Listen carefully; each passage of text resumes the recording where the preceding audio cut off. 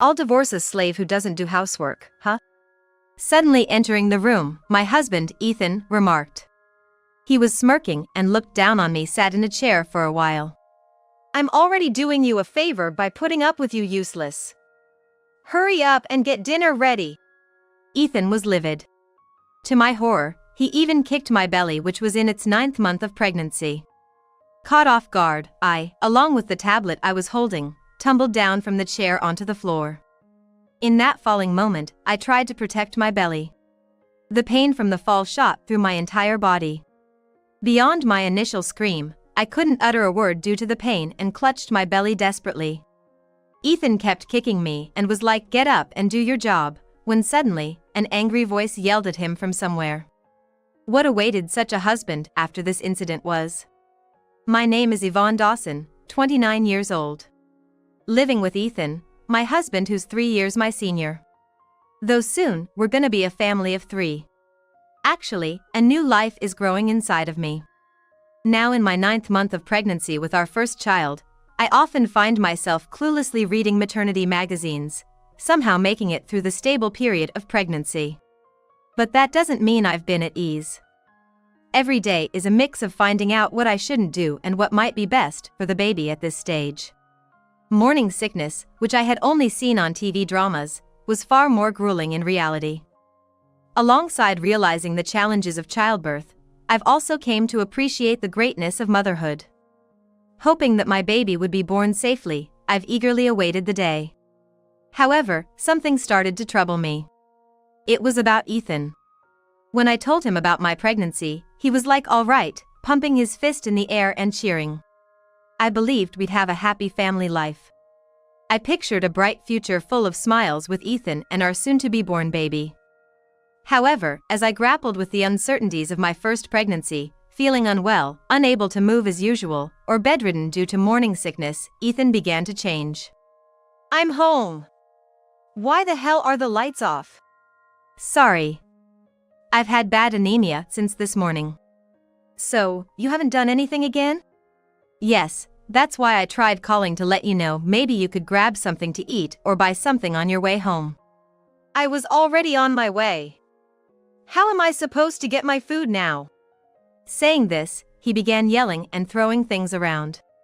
I tried telling him about the frozen burgers and pizza in the freezer, but he was like, "After a long day, you expect your husband to cook for himself," and continued ranting. Ethan didn't care at all about my well-being, especially when he was hungry. He clicked his tongue with a look of annoyance and left without a word. When he came back after a while, he brazenly finished a meal just for himself, didn't clean up, and went to sleep after drowning himself in alcohol. After watching Ethan went to his room, I managed to get up and ate whatever I could for the sake of my baby. Sitting in the silent living room, I became sad, and tears welled up in my eyes. The happy family life I had dreamt of until the other day seemed to be crumbling so quickly, and I couldn't process it. I and Ethan, in the vernacular, had a workplace romance. We've worked at a major global corporation called Asher Company, where Ethan was in the marketing department.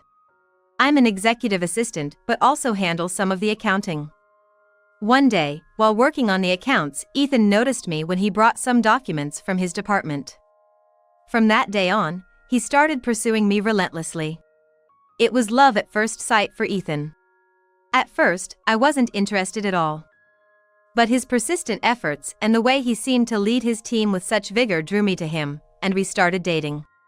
Once we started dating, he was a wonderful person who made me dream of a happy family life. I wondered if he would be kind to me again if I was more diligent about housework and took care of him properly. With that thought, I decided to wake up even earlier than before and move at a relaxed pace. Even if I'm working from home, I've gotta work. Stay strong, me. Actually, I chose to work from home, not yet on maternity leave. Some of my secretarial duties, like scheduling and contacting managers, could be done remotely, and more than anything, I wanted to save money for our upcoming baby. So, I kept my spirits high and adjusted my routine to maintain a balance. I would wake up earlier than Ethan, prepare a hearty breakfast. He usually eats at the company cafeteria for lunch, so there was no need to pack a lunchbox. Once I sent Ethan off, I could work at my own pace until he returned in the evening, balancing work and house chores. That's how I spent my days. However, Ethan's attitude towards me didn't change. In fact, it became colder day by day. One weekend, I was feeling unwell from the morning, and even though the alarm rang, I couldn't get up. Unfortunately, I overslept until Ethan's wake-up time. "Hey! Wake up! I told you I've got a golf outing with clients today. You expect me to leave without breakfast?" Oh right, he had mentioned it. I'm sorry. I just couldn't. Before I could say anything else, he was like, "You're useless," and kicked the bed hard in frustration. His loud voice and the jolt scared me, and without thinking, I said something I shouldn't have. I usually do it right, but today just happened to be. What? You're getting defensive now? You're a homemaker, it's a given you should get it right every day. He raised his voice even more and started lashing out at the things around him. Sounds of objects colliding and breaking echoed throughout the room. "I'm so sorry. Please, stop it." Terrified, I plugged my ears and apologized. From then on, we barely spoke. When Ethan seemed upset, I kept my distance and would apologize if he said anything. Of course, I hadn't done anything wrong. Could I really give birth feeling this way? I thought about going back to my parents' house for the birth, but there's a chance that seeing the baby might make Ethan come around again. Just like when I told him about the pregnancy, he might be happy. I decided to hang on to that faint hope. A little while after Ethan left, I slowly got up and started cleaning up the things he had angrily thrown around and scattered on the floor. Among them was a picture frame containing a photo of us, taken back when we were dating. Only the glass surface of the frame was shattered, leaving it pitifully broken. It felt as if it was saying that things could never go back to the way they were, and tears began to stream down my face. Then, someone knocked on the front door. Checking the time, it was a bit past 10:30 a.m. Who could it be? Ethan wouldn't knock the door. Wiping my tears, I went to answer the door. "May I ask who's calling?" A kind and cheerful voice answered. "Yvonne? It's Jessica." Surprised by the unexpected visitor, I quickly opened the door. "Jessica." I must have looked terrible. On seeing me, Jessica was like, "Oh dear, what happened?" "You look pale," and reached out with her plump hand to comfort me. Tears streamed down my cheeks again. Jessica is the wife of the CEO of Asher Co., where Ethan and I work. We became close through my grandfather, and since Jessica doesn't have children of her own, she dotes on me as if I were her daughter. Before my pregnancy, I used to visit Jessica and learned flower arranging from her. Back in the day, Jessica used to be a flower arranging instructor, and since I love fresh flowers, she decided to teach me. This might be the first time Jessica visited me. I told Jessica everything that happened since Ethan changed. Seeing the state of the room, Jessica sensed that something was amiss. "Did you talk to someone about this?" "No, I believe it's an issue between the two of us. Maybe I'm the one to blame for not behaving the way Ethan wants. I've never had kids, so I can't pretend to know everything. But I can tell that treating you, who's carrying such a precious life, like that is wrong," she said, standing up for me. She was like, "If he acts like that at home, I bet he's no different at work." It seems she speculated that Ethan's behavior wasn't just because of my pregnancy but might be rooted in his character. She was also like, "Sounds like a typical case of once you've caught the fish, you no longer feed it, doesn't it?" After listening to my whole story, Jessica cleaned up the mess and made me chicken soup. She originally came to bring me nutritious meals and fruits suitable for pregnant women, after researching what would be best for my condition. "If anything happens, call me right away. Anytime. I'll rush over for you, Yvonne." "Thank you, Jessica." Jessica waved goodbye, looking back several times as she left. I felt relieved having talked to Jessica, and the food she brought gradually restored my strength. Then, on a day off, Ethan, who had been out drinking the night before, didn't wake up at his usual time. I managed to prepare our meals and decided to handle some tasks as I had received a call from my company. I didn't know how much time had passed. I had just finished an important meeting and was chatting with a colleague I hadn't seen in a while. Suddenly, the door burst open without a knock. Startled, I looked over to see Ethan glaring at me with furious eyes. "Who were you talking to while I was trying to rest? You seem to be enjoying yourself." "Cheating, huh? Must be nice." He approached me with big steps, saying, "You're pretty useless. I'll divorce a slave who doesn't do housework, huh?" He smirked and looked down at me, who was sitting. He seemed to have misunderstood that I was cheating over the phone. "I was just working." I tried to clear the misunderstanding, but he was like, "Stop lying. I'm already doing you a favor by putting up with you. Now, get me some food." Ethan, in a fit of rage, said that. Shockingly, he kicked the leg of the chair I was sitting on with all his might. Caught off guard, I tumbled to the floor, along with the tablet I was holding. "I'm gonna fall." The moment I thought that, I protected my belly. But the pain from the fall resonated throughout my body. After my initial scream, Ethan kept kicking my belly, now 9 months pregnant, repeatedly, and was like, "You think you can mock me?" Desperately protecting my belly, I was like, "Stop," squeeze out my thoughts that couldn't be voiced. Suddenly, a loud voice rang out towards Ethan. "What the hell are you doing to Yvonne?" The voice was coming from the tablet that had fallen with me. The tablet had propped up against the leg of a table and was showing my situation to someone remotely connected. Ethan, unaware of the situation, stopped his kicking at the sound of that deep, angry voice. Why's the voice so loud for a phone call? Ethan thought I had dropped a phone, but he was taken aback when he bent down to check. He was met with a fierce gaze from the screen. The pain became unbearable, and I mustered up enough strength to speak. "Please, call an ambulance." Feeling pain like I never had before, I felt like I might lose consciousness any moment, but I managed to get those words out. "First a drama, now you're pretending to be ill?" Ethan scoffed at my plea, as if it meant nothing. But from the tablet, another voice boomed. "You fool! You think her agonizing cry is her faking it? Call an ambulance now." "Who's been yelling this whole time? Who are you?" Ethan was ready to berate the person on the screen, but turned pale when he saw who it was. "I'll call the ambulance." "Mr. Waller." On the screen were the familiar face of the CEO from Wall Street Co., Mr. Waller, and an older man unknown to Ethan. "Ethan, I heard everything. How foolish can you be? Do you even consider yourself a human? It's just some rough play, you know. Isn't it?" Ethan's pathetic excuse was met with another shout from the older man. "You monster!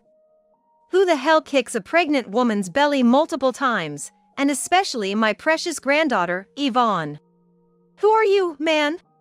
The one to calm down the furious Ethan was Mr. Waller, the CEO of Wall Street Company. "Ethan, don't you recognize the chairman of our company, Mr. Samuel Asher? And you didn't know that Yvonne is his granddaughter?" Those words were hard to believe for Ethan. And for good reason. Ethan had no idea that I, Yvonne, was the granddaughter of the chairman of Asher Company, Samuel Asher. The reason being, that my father had chased his dream since his student days and didn't take over my grandfather's business. Moreover, after Samuel became the chairman, he rarely showed his face at the company. So, he was somewhat of an enigma.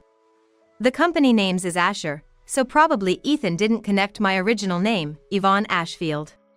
However, I wasn't planning on keeping it a secret forever. I wanted Ethan to meet my grandfather, and Ethan had even said he was gonna greet him. I was planning to introduce them as a kind of surprise when they met. I bet Ethan never dreamt that they'd meet while he was seen being aggressive towards his wife. Seeing Ethan pale and dumbfounded, Mr. Waller added insult to injury. "We'll have to think about your position in the company." "Please wait, Mr. Waller. I really didn't mean any harm, I was just trying to."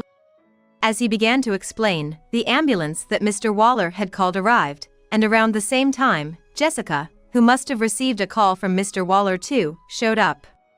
As the paramedics lifted me onto the stretcher, Ethan tried to grab my hand, but Jessica shoved him away. "Back off. If anything happens to Yvonne or her baby, I'll never forgive you, even if they're both fine." Saying this, Jessica gave Ethan a disbelieving glare. Turning to the tablet displaying Mr. Waller and my grandfather, she was like, "I'll be accompanying her," holding my hand tightly, and boarded the ambulance with me. As I was loaded into the ambulance, my already fading consciousness began to slip away. I could faintly hear Jessica's voice calling out my name. It seemed to fade as my vision turned black. I wondered how long I was out. Feeling a brightness, I opened my eyes. "Where am I?" Murmuring this, I looked around. Then I heard someone was like, "Yvonne." "Oh, thank goodness. I'm so sorry." Yvonne's awake now." That was Jessica, crying out and pressing the nurse's call button. From the other side, I could hear my grandfather Samuel's voice. "Yvonne. Thanks God, the baby's fine too." "Grandpa." "Jessica." As my hazy mind started to clear, I remembered that I was pregnant and had been violently attacked by my husband, Ethan. My grandfather was like the baby. Thank God. Again and again, it relieved me, and I covered my face. Seeing this, my grandfather was like, "You must have been so scared." "You did well," and tenderly ruffled my hair. I remembered how Ethan was when we first got married, and I voiced my thoughts. Did I do something wrong? My voice trembled as the words came out. Hearing me, Jessica was like, "Yvonne, it wasn't your fault." My grandfather was like, "Whoever did this to my dear Yvonne will pay for his sin." Both of them defended me. They were like, "You just need to rest now." I felt a profound relief, realizing that I wasn't alone in this. When I woke up next, I was told I had been asleep for 3 days and nights. After ensuring both the baby and I were okay, I was admitted for a week for observation. Throughout my hospital stay, Ethan never once visited. Thinking about our child, who could have been seriously harmed, anger towards Ethan welled up inside me. Jessica, who visited me daily, expressed her concern that going back home might expose me to Ethan's potential rage again. Thanks to her generosity, it was decided that until things with Ethan were settled, I would stay at Mr. Waller's house, who was the CEO of Asher Company. My parents lived far away, and given the unstable circumstances, it was decided against me returning to my hometown for childbirth. Initially, I thought of going to my grandfather's place.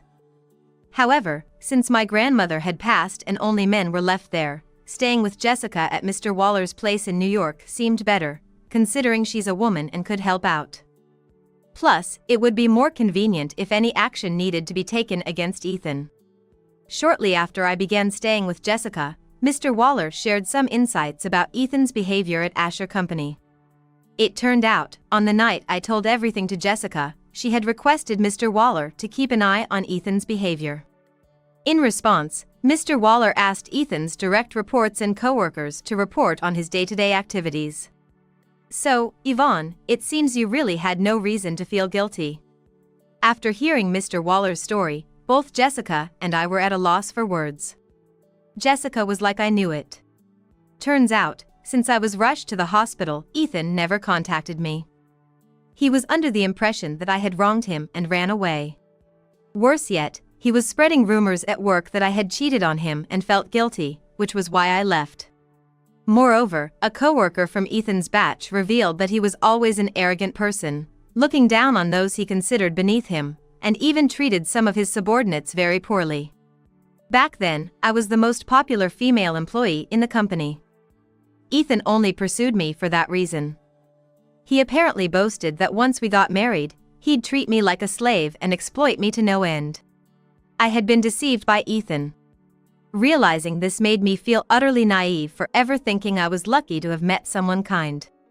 "He doesn't even feed the fish he caught," Jessica remarked with a look of disgust.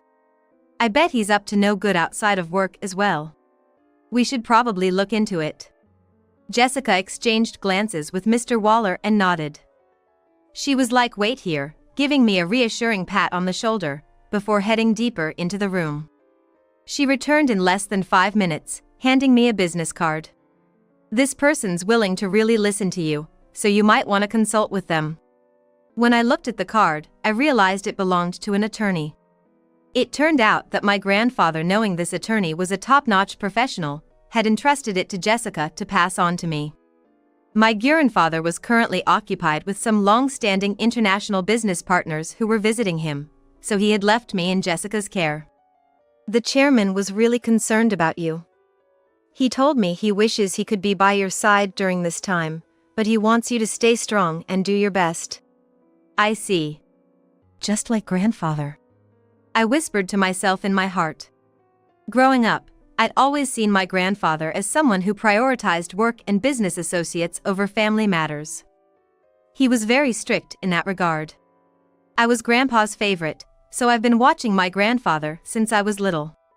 Although he always seemed stern in his work and even came off as cold when I was a student, I knew the love he'd shown me when I was little, so I always adored my grandfather. With the encouragement from someone as dear to me as my grandfather, I decided it was time to face Ethan head-on and figure out the direction of my life. And when I had the attorney look into various things, the revelations just kept coming. It turned out that Ethan was an unbelievable person. Firstly, he had framed me as the unfaithful wife who had run off, but investigations revealed he had relationships with multiple women, including a receptionist at Asher Company. Upon Mr. Waller conducting an internal investigation at Asher Company, suspicions arose that Ethan was embezzling company money, trying to pin the blame on me, who also worked in accounting. Soon after, my cell phone rang. Of course, it was Ethan. "What the hell is going on?" he shouted, the anger evident in his voice. I no longer found him intimidating. Responding in a calm yet cold manner. "Should I assume you've received the certified mail I sent? Why are you talking so formal and distant? Oh, haven't you read it? I can't forgive what you did to my unborn child. At the same time, I truly hope to become strangers with you, that's why I sent that." "What? You're the one who cheated and just disappeared on me." Ethan's yelling hurt my ears. "Do you only have a brain to shout? I can hear you without you raising your voice. Satisfied now? Accusing me of something I didn't do while you've been having fun cheating with multiple people." With a hint of sarcasm, I make it clear I know everything. He was like, "Hang on. How do you know all this?" getting into a panic. But I continued without hesitation. "You really haven't read it, have you? I had investigated everything. We have more than enough evidence. And also, I was like, the mail I sent was about my personal claim for damages, but for your misdeeds at Asher Co., their legal counsel will be in touch. Brace yourself." Upon hearing this, Ethan must have turned pale as a ghost, sweating profusely. In a rush, he started going through the mail I had sent. The rustling sound of papers was evident. And once he realized that even the company matters were known to me, and given the mention of the company's lawyer, he probably felt the weight of the situation and tried to turn things around. "Come on, Yvonne. You don't want to break up with me right now, right? Our baby needs a father, right? Look, don't be foolish thinking about leaving. And about the company, they think you did it. I'll tell them they got it wrong, okay? Then it'll be like it never happened, right?" Such a selfish and advantageous proposition. Unbelievable reasoning. "I told you what I did, didn't I? I said we have more than enough evidence." "Oh, right. My grandfather was pretty furious too. You might get sued by him as well. I'm done talking to you. If you have anything to say to me in the future, do it through my lawyer." With that, I hung up the phone. Ethan was like, "Hey, don't hang up." I could hear his desperate voice. But I couldn't care less about that. I never wanted to hear Ethan's voice again, let alone see his face. Given that I was expecting a baby, I decided to leave everything to my lawyer and focus on my preparations. As for what happened to Ethan, investigations at his company revealed inappropriate behavior towards colleagues, leading to complaints. Evidence of embezzlement was also found, resulting in his termination and subsequent arrest for theft. Furthermore, while I didn't want any trouble, especially with my baby on the way, my grandfather's anger led to Ethan being reported to the police for assaulting me. He faced further investigation for assault. Financially, multiple compensation claims piled up on him, resulting in a massive lump sum demand. For the time being, Ethan's behind bars, but when he gets out, well, his life's gonna be even tougher. You had it coming. I hope he pays for what he's done.